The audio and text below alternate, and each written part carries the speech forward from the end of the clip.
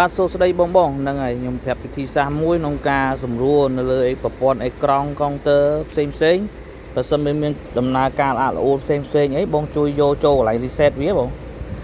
បើយើង reset ក្នុងឡានគឺវាអាចនឹងពិបាកបន្តិចបាទប៉ុន្តែបើងាយស្រួលគឺបង set ក្រៅឡានមានថាកន្លែងប្លុកម៉ាស៊ីនបងគ្រាន់តែធ្វើតាមខ្ញុំមានថាបងនេះកន្លែង opposite ហ្នឹងបងបើកវាចំមុខចេញមក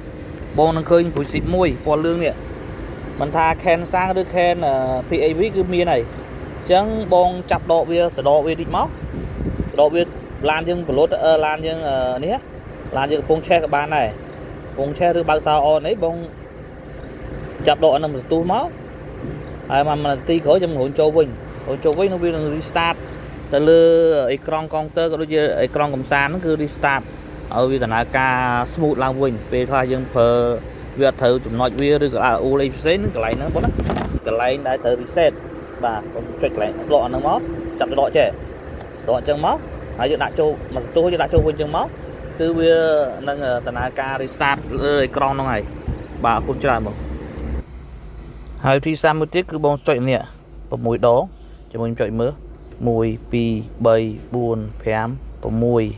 6បងចុចឲ្យជាប់ហូរឲ្យជាប់មកវានឹងរលត់អេក្រង់ហ្នឹងហើយណាបងបាទយូរបន្តិចអាហ្នឹងបាទ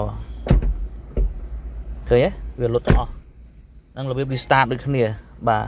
តើបងគិតមួយណាស្រួលជាងមកយកមួយនឹងប៉ុណ្ណេះបើសិនយើងព្យាយាមចុចអារបៀបខាងក្នុងនេះបានគឺល្អជាងខាងក្រៅ